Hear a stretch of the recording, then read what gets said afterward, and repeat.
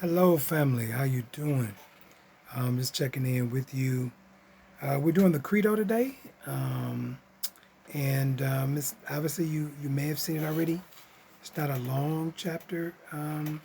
It's pretty short actually, but we're gonna read that with um, King's letter from Birmingham jail, which is also short. So you know how much to read this for this one. The symposium is a little bit longer, but should be okay. So the Credo. If you have your books, bring it out. 'Cause I'm gonna read with you a little bit, highlight a couple things. So if you have it, just make sure you take it out now. Giving a quick pause. So just so you know, my eyes ain't going crazy. So like, I have this videotape horizontally and not vertically. So like, my natural inclination is to look ahead. When I look ahead, it looks like to you, it looks like I'm looking to the right because my camera's over here.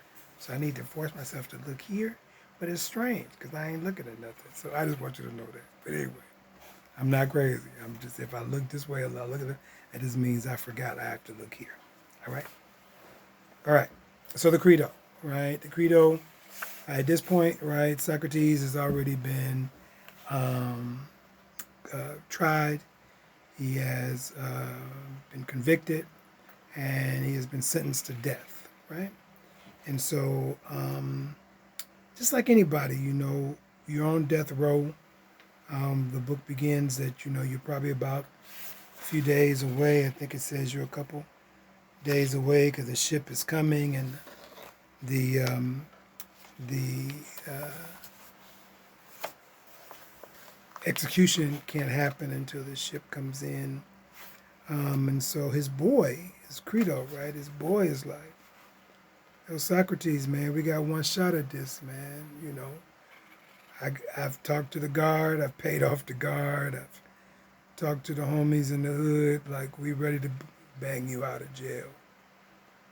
And Socrates is like, why would you do all that, And Crito is telling him, like, you are a dude, you are a boy, like, we can't have you die. Like, it don't make no sense when we can work our, we'll work our magic and bribe some people and figure this thing out so you can stay alive in this meantime. We don't have long, Crito says.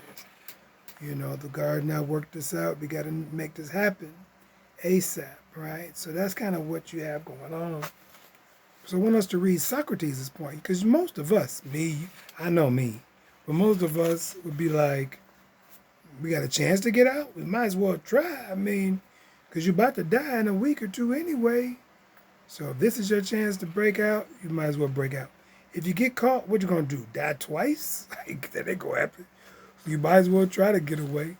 But Socrates has a different perspective. Socrates just like, listen, this is my lot, right? This is what it is, and this is what I meant to happen, right? I'm supposed to die. And Crito don't understand that, right? He's like, no, you're not. Like, the state shouldn't even have convicted you. Like, you were wrongfully convicted. And so you certainly deserve to walk away, right? And so hopefully by now you have your books. And so what I want you to turn, to remember the Stephanus notes, the side numbers, I want you to turn to 46E, right? 46E is in Edward, right? 46E, right? And so it goes right into 47, right? 46E going into 47, right? And so I'm just going to read a little bit as you catch up. This is Socrates is talking. You, as far as a human being can tell, are exempt from the likelihood of dying tomorrow. So the present misfortune is not likely to lead you astray. But consider then, do you not think it's a sound statement that one must not value the opinions of men, but some and not others, nor the opinions of all men, but those of some and not others? What do you say? Right? So what he's saying is that, remember, Crito is telling him, Socrates, man, everybody in the hood is saying, you got to go, man. This is unfair. Like, And Crito was reporting all this back to Socrates. And Socrates like, man, why are you listening to all the homies in the hood? Like, why? Like, do you believe? Do you just follow the stuff that the majority of people saying? Do you think that's necessarily right? Because everybody think I'm innocent. I think I'm innocent, but I'm guilty of. But the state has called me guilty. And so Socrates is just sitting up here saying, man, listen. Do you, what do you say? Is it not well said? And Crito says, yes, it is. So then Socrates says, well, one should value the good opinions and not the bad ones. Another way of looking at that, some of y'all got friends, right? And some of y'all got friends who give you some bad choices or give you some bad opinions. But some of y'all just listen to your friends, do whatever your friends say. Or you say, well, I don't want to hurt my friends' feelings, so I'm going to listen to what they say. But that makes no sense. Because if your friend ain't got no daggone sense, why would you be listening to your friend? If your friend in failed math class, and he gonna tell you, well, I don't think you should study that. You should study this. What the hell you listening to him for? He didn't fail the damn class. You know what I'm saying? So Socrates is saying, why would you, if you're gonna listen to anything, look to people who has good opinions, and that ain't everybody, but listen to the good ones and reject the bad ones. He says, right? Doesn't that make sense? He says, yeah. The good opinions are those of wise men. Bad ones are those of foolish men, right? And Crito says, of course. And so come on then. What of the statements such as this? Should a man professionally engaged in physical training pay attention to the praise and blame of any other man, or to those of the man only, namely a doctor or a trainer? Well, to those of one only. He should therefore fear the blame and welcome the praise of this one man, the trainer, and not of the many, obviously. He must then act and exercise and eat and drink in the way that the trainer tells him to do, right? Not everybody else. That is so. Well, very well. And if he disobeys one, disregards his opinion and praises while valuing those of many who have no knowledge, will he suffer harm? Crito says, of course he will. What is that harm, Socrates says? Where does it tend, and what part of the man who disobeys does it affect? Well, obviously, in the case of the trainer, right, it affects the harm to the body in which it ruins. Well said, Socrates says. So with other matters, now here it is right here, with other matters, not to enumerate all of them, and certainly with actions just and unjust, shameful and beautiful, good and bad, what about which are we deliberating? Should we follow the opinion of the many and fear it, or that of the one, if there is one who has knowledge of these things and before whom we fear, blah, blah, blah, blah, right? So why are you listening to all these other folk? Well, when you're sitting up here talking to your boy, why are you sitting up here about all people saying this? My friend said that. My cousin said this. CNN said that. MSNBC said this. Or my mama and cousin them believe that you should do this or that. Yeah. Think about the coronavirus right now.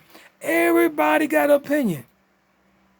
Are you listening to the doctors? Do you trust their opinion over your auntie? Right? Socrates says you probably should. Right? And if you don't, then you're being foolish. What's the point? The point is, Crito's coming into the conversation, tells Socrates, everybody think you should break out of jail. Socrates is like, hold on, dude. You already established. The reason I'm in here in the first place is people think I'm the wisest man around. So if you trust that I'm wise, then you need to listen to me here, right? So this conversation is listening to me, not to your friends, right? So then I want you to go to 48a. Right? 48a, where it begins, we should not think, right? You with me? 48a is just a little bit further down, right? So we should not think so much of what the majority will say about us, but what he will say who understands justice and injustice. Now, maybe that's Socrates and maybe that's God. We shouldn't be concerned about what the majority of people say, but the one who understands justice and injustice. The one that is and the truth itself. So that in the first place, you were wrong to believe that we should care about the opinion of the many, what is beautiful, good, or even its opposites. But someone might say, the many are able to put us to death. which is what happened, right? 500 some people. It says, Socrates, you're guilty, right? Crito says that too is obvious, Socrates. Someone will say that. Well, my admirable friend, that argument that we have gone through remains, I think, as before. Examine the following statement in turn as to whether it stays the same or not. The bottom line is 500 people said I should die. We know that ain't the right thing, even though the majority of people said that. So the majority of people create the good in the sense of this law, but Socrates is like, you and I both agree that ain't the right thing to do. So why would you sit up here and believe in the majority of people saying, even if it's saying to Socrates you should break out, when that ain't the truth? Follow the truth. Socrates is trying to get us to believe, right? 48e, right? 48e, right? A little bit later, right? He says, let us examine the question together, my dear friend. And if you can make any objective while I'm speaking, make it and I will listen to you. But if you have no objections to make, Crito, then shut up. He didn't say that, but right. He says, then stop now from saying the same thing so often. I'm tired of you. You sound like a broken record. That I must leave here against the will of the Athenians. I think it's important to persuade you before I act and not to act against your wishes. I want you, my friend, you, my boy, you here at the time of my death. I want to explain this to you. I don't think I need to explain this to nobody. I'll explain this to you. I think you should understand this before you do something against my wishes, right? I see whether the start of inquiry is adequately stated and try to answer what I ask you in the way that you think is best. I'll try. So I want you to keep reading right there, right? And when you keep reading right there, you'll take a look at how he tries again in the Socratic method to get Crito to understand where he's coming from, right? 49E is in Edward. 49E is in Edward, the last line before 50. Right?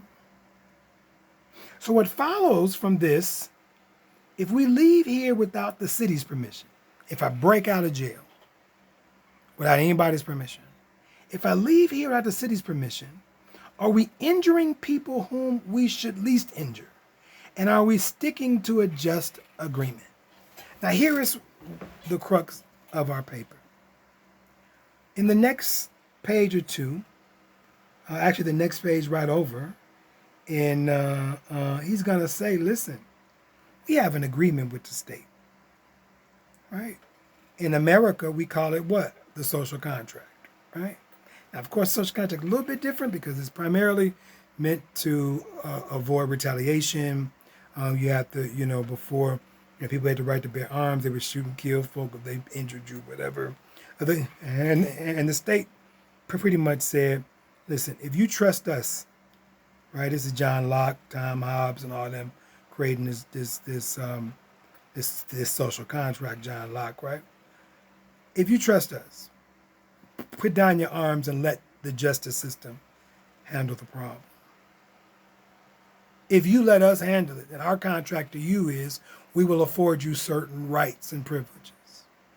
But we can't be out here just everybody got a gun shooting, acting up the way they want to act up. We have to have a social contract. I have to expect that my neighbor just ain't going to come into my house and steal my stuff. I have to expect that I'm just going to walk down the street and get my head banged in. Obviously, some neighborhoods are different, but the bottom line is nobody really expects on a daily basis for you to get shot or killed or beat upside the head.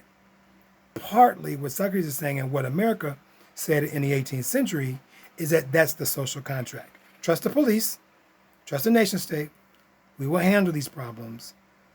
Everybody act in accordance to just being civil and being right toward one another and yourself. So here's what you have. You have Socrates invoking some sort of a social contract. He's saying, listen, the state and I had an agreement. The fact that I even went to court is, again, the understanding that the state sends people to court when there's accused wrongdoing. The state gave me a trial, which makes sense. The state had a jury, which makes sense. And the state had a verdict. Now, the verdict didn't go in my favor, but again, this is the function of the state. Think of all the times where you or your uncle or your mama or your granddads or whatever sat down listening to stories on the news. And what is the conversation in most households? Well, you have to trust the process. You have to have faith in the in the judicial system. But what if it's been proven? It's what King is going to say later on in the letter of Birmingham jail you're going to read. King is going to say, what if it's been proven that these laws, these jails, ain't really working for some of us? You want us to trust the system? All right? I don't get into it, but you know all kind of situations where poor people, people of color, have been on the backside of the judicial system, even though for the most part they've abided by the social contract, right? But Socrates is saying, listen, we got to trust it. So these next couple of pages, you're going to see his argument that we need to obey the law. Now, Crito is dumbfounded. I mean, that's his boy. He thinks he's the smartest guy around. But Crito is like, Socrates, man, they putting you to death, bruh. That ain't right. That ain't cool. You don't deserve that. Socrates is like, I may not deserve it, but that's what the state calls for. And anything else that I do now disrupts the state. So if I break out of here, then now I am committing a crime against the law of the state. He says in this conversation, 2 wrongs don't make a right, let alone a wrong against the state.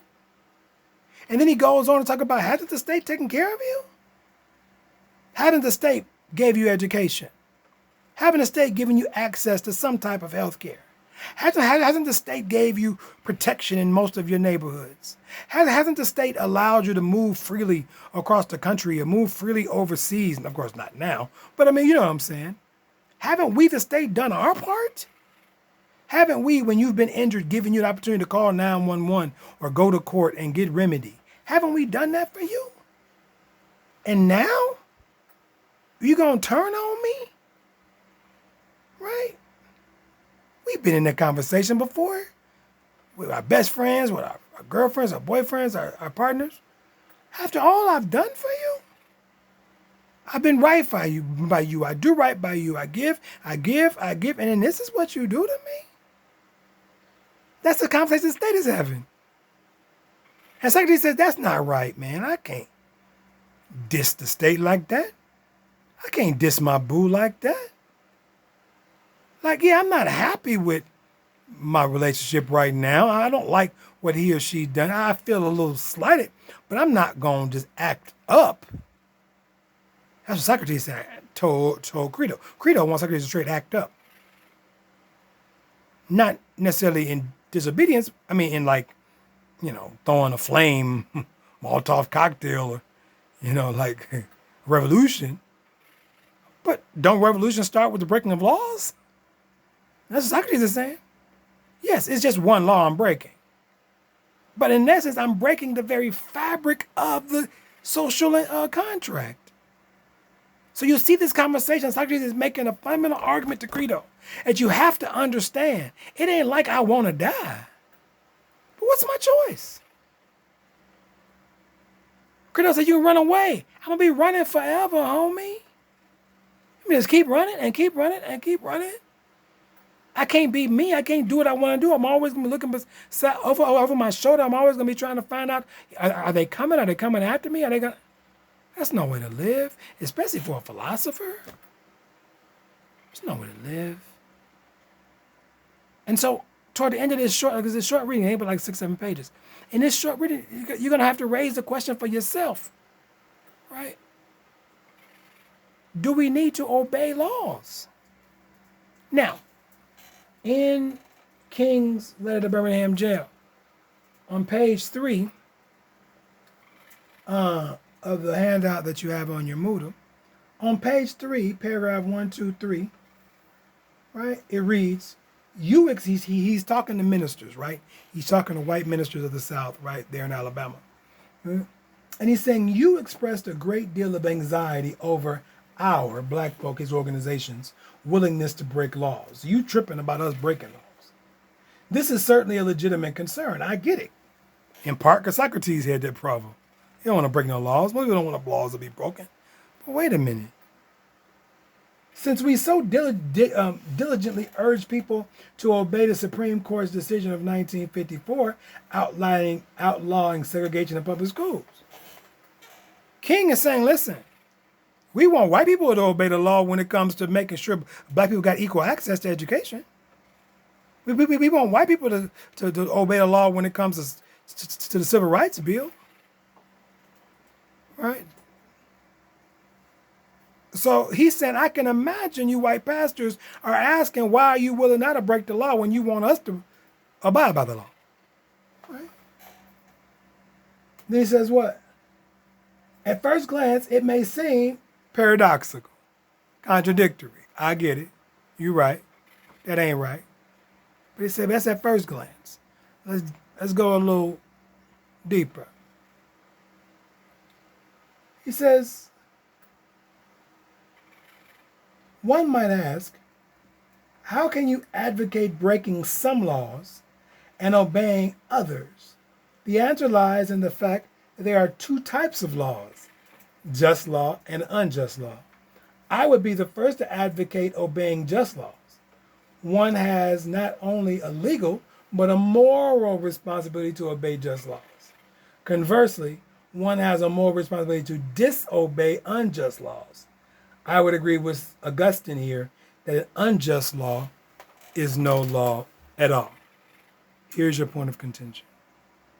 Here's your paper. Socrates is not making this sort of bifurcated, two-pronged understanding of laws. He says you got to obey them. You got to obey the state. In that last page and a half, listen to us eloquently, basically argue on behalf of the people who put him to death. And Crito was like, man, listen, but it's not right. It's unfair. So is disobeying the law. But what King says, let me avoid that Socratic problem. And so maybe the law initially is unfair. So if it's initially unfair, the law itself is unfair. I.e.,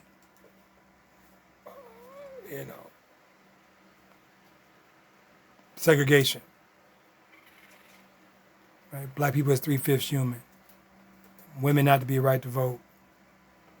Right?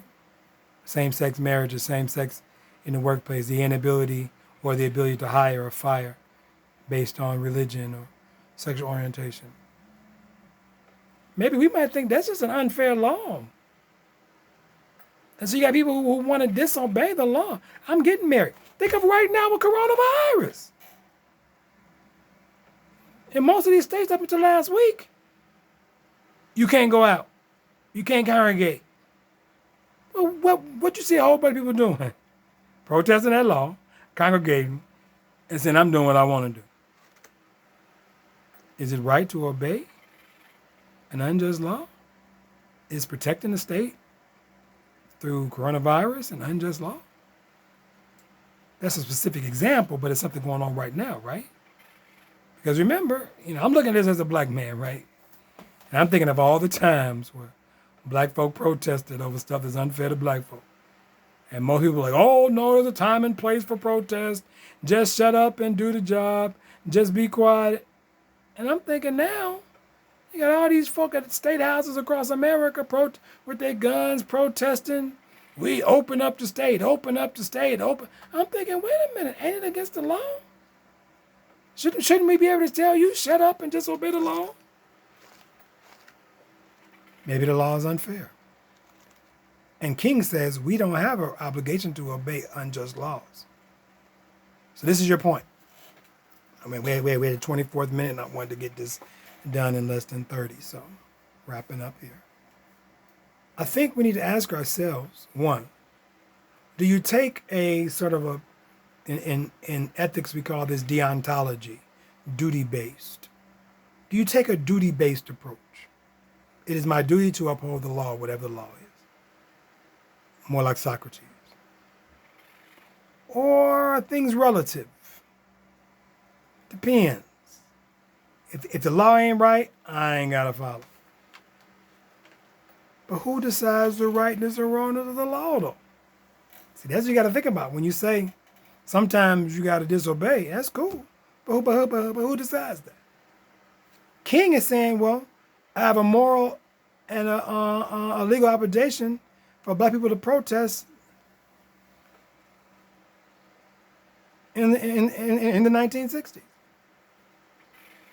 But then at the same time, he's saying, but look, most of white America, especially Southern white America, you don't have the right to hit me upside the head or kill or lynch me. You don't have the right to steal my property. But what if they wanted to protest? Because it wasn't that long ago when I had the right to do whatever I wanted to do to a black person. This new law, what if they didn't believe in that new law? What if they didn't believe in desegregation of schools? I don't want no black people in my school. So they're saying, King, you tripping. Socrates might even tell King, I feel you, dog, but you can't have your cake and eat it too, but maybe you can. So your choice, your paper is going to be about this argument.